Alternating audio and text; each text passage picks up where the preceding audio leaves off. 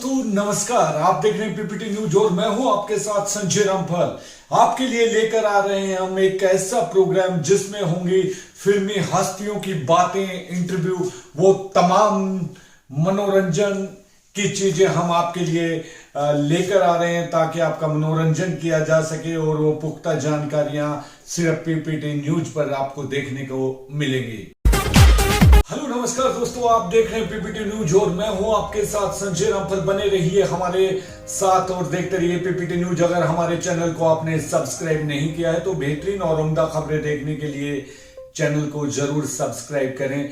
चरखी दादरी का हूं, चरखी दादरी की बातें करता हूं। आइए करते हैं खबरों की तरफ रुख। शहर में सफाई व्यवस्था को लेकर ना बरती जाए कोताही, नालों की सफाई और कूड़ा उठान हो समय पर। उपायुक्त मनदीप कौर। जानकारी के लिए आपको बता दें कि नागरिक खुशहाल तभी हो सकता है जब वह स्वस्थ होगा, इसलिए हमें अपने इर्द गिर्द सफाई व्यवस्था को दुरुस्त करना होगा। इस कार्य के लिए प्रशासन तो लगातार प्रयास कर ही रहा है, अपितु आम जन का ही सहयोग भी इससे अपेक्षित है। ये बात उपायुक्त मनदीप कौर ने कही। उन्होंने आज शहर की साफ सफाई संबंधित जरूरी दिशा निर्देश नगर परिषद के अधिकारियों को दिए। उन्होंने कहा कि नगर परिषद की ओर से शहर के सभी स्थानों पर सफाई की उचित व्यवस्था की जाए और कहीं पर भी कूड़े अथवा गंदगी की समस्या ना हो।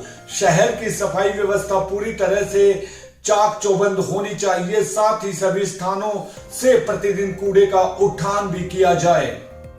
उपायुक्त मनदीप कौर ने कहा कि नगर परिषद का सबसे मुख्य कार्य सफाई का है। ऐसे में अधिकारी सुनिश्चित करें कि शहर में किसी भी स्थान पर सफाई को लेकर कोई समस्या ना हो और कूड़ा डालने के लिए निर्धारित सभी स्थानों से प्रतिदिन कूड़ा उठाया जाए। शहर की सफाई व्यवस्था पूरी तरह से चाक चौबंद होनी चाहिए। उन्होंने डीएमसी को निर्देश दिए कि सफाई के कार्य के लिए कर्मचारियों को उचित मात्रा व संख्या में उपकरण व जरूरी चीजें उपलब्ध करवाना सुनिश्चित करें। अतिरिक्त उपायुक्त एवं जिला नगर आयुक्त डॉक्टर जयेंद्र सिंह ने मौके पर कहा कि सफाई व्यवस्था को गंभीरता से लिया जाए ताकि शहर को सुंदर व स्वच्छ बनाया जा सके। उन्होंने कहा कि चलाए जा रहे सफाई अभियान पर सरकार सहित मुख्यमंत्री श्री मनोहर लाल स्वयं नजर रखे हुए हैं और मुख्यमंत्री किसी भी स्थान का औचक निरीक्षण भी कर सकते हैं। उन्होंने कहा कि सफाई व्यवस्था को प्रभावित करने वालों सहित गंदगी फैलाने वालों के खिलाफ कार्यवाही करें। नगर परिषद के अधिकारी व कर्मचारी सफाई व्यवस्था के लिए योजनाबद्ध तरीके से कार्य करें। किसान हित के लिए जा रहे हैं निर्णय, धरातल पर किए जा रहे हैं क्रियान्वित। उपायुक्त मनदीप कौर। बेहतर उत्पादन के लिए सूक्ष्म सिंचाई प्रणाली का लाभ उठाएं किसान। अब खबर विस्तार से। सरकार द्वारा किसान हित में लिए जा रहे निर्णयों को धरातल पर क्रियान्वित करवाया जा रहा है। इसी उद्देश्य से किसानों को कम पानी लागत से बेहतर व ज्यादा पैदावार लेने के लिए सूक्ष्म सिंचाई योजना के तहत 85% तक सब्सिडी प्रदान की जा रही है। प्रदेश में किसानों की आय बढ़ाने व फसल उत्पादन के दौरान होने वाले जोखिमों को कम करने के लिए हरियाणा सरकार द्वारा विभिन्न स्तर पर गंभीरता से प्रयास किए जा रहे हैं। ये जानकारी देते हुए उपायुक्त मनदीप कौर ने बताया कि जिला के किसान सूक्ष्म सिंचाई योजना का लाभ उठाते हुए योजना के माध्यम से खेत में पानी खड़ा होने, खेत में पानी के असमान वितरण, उर्वरक उपयोग, दक्षता को कम करने जैसे नुकसानों से अपनी फसल को बचाकर अधिक पैदावार ले सकते हैं। हरियाणा सरकार ने किसानों को कृषि से संबंधित सिंचाई के नए आधुनिक तकनीकी साधन प्राप्त करने के लिए सूक्ष्म सिंचाई योजना शुरू की है। इसमें मिनी स्प्रिंकल 85% तक सब्सिडी का प्रावधान भी है। उन्होंने कहा कि इस विधि के माध्यम से रासायनिक उर्वरकों के घोल के रूप में पानी के साथ फसल में डाला जा सकता है। इसके साथ ही इस प्रणाली से पौधों या फसलों को जरूरत के हिसाब से पानी देने के साथ ही 70% पानी की बचत भी की जा सकती है। इसके अतिरिक्त योजना के तहत पुराने कुओं का जीर्णोद्धार, टिप्पे का सूक्ष्म सिंचाई व्यवस्था, खेती योग्य भूमि को 100% पानी से बेहतर प्रबंधन की व्यवस्था भी की जा सकती है। प्रधानमंत्री फसल बीमा योजना के तहत खेती को किया गया है जोखिम मुक्त। मनदीप कौर। दिसंबर में रबी की फसलों को करवा सकते हैं बीमा। जानकारी के लिए आपको बता दें कि उपायुक्त मनदीप कौर ने किसानों से आह्वान किया है कि वे 31 दिसंबर 2023 तक अपनी रबी की फसलों को प्रधानमंत्री फसल बीमा योजना के तहत बीमा करवाएं।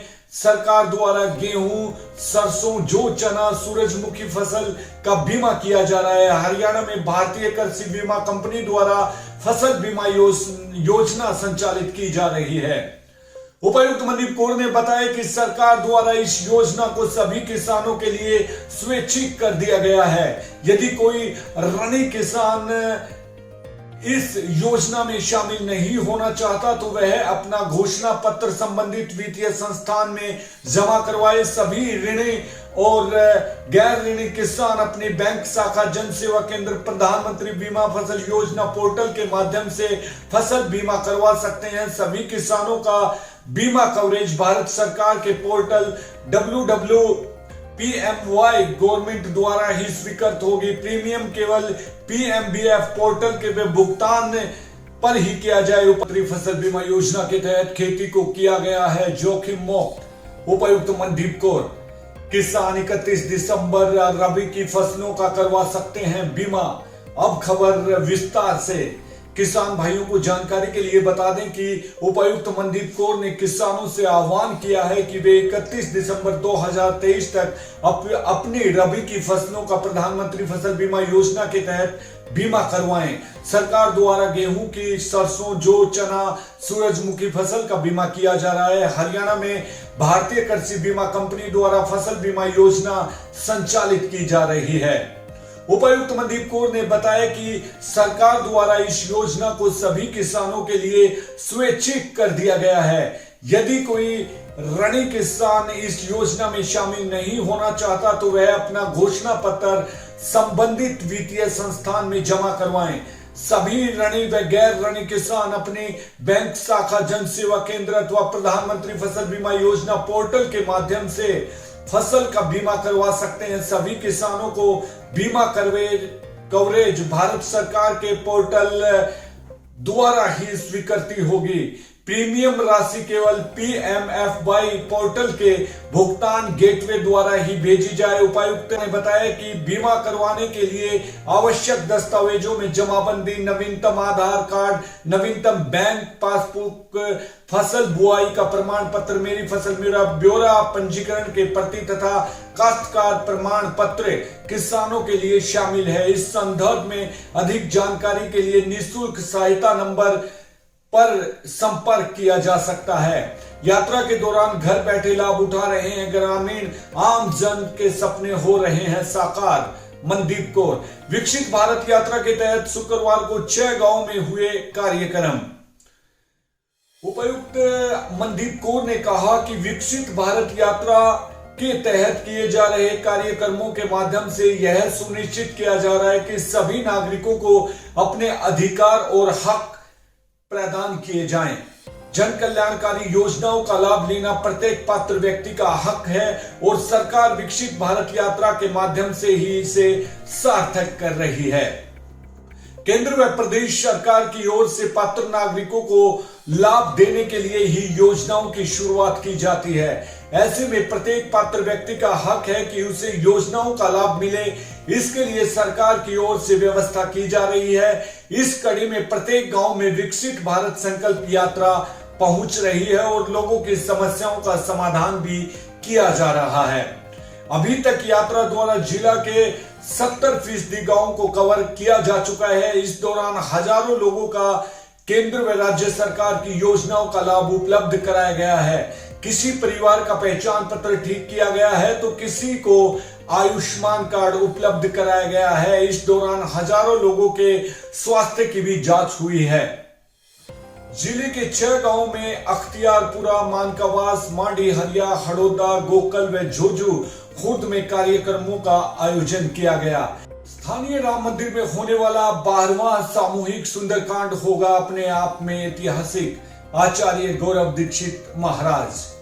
जानकारी के लिए आपको बता दें कि धर्म नगरी चरखी दादरी की पावन धरा के कॉलेज रोड पर स्थित श्री राम मंदिर प्रांगण में प्रांगण में भागवत धर्म सेवा परिवार के तत्वाधान में एवं आचार्य गौरव दीक्षित महाराज के पावन सानिध्य में पूर्व वर्षों की भांति इस पाश्चात्य नव वर्ष पर सनातन धर्म उत्थान के हेतु 1 जनवरी 2024 को दिव्य सुंदरकांड का आयोजन किया जा रहा है। इस सुंदरकांड के दिव्य पाठ में हर बार की तरह अनेक संत महात्माओं का आगमन होगा।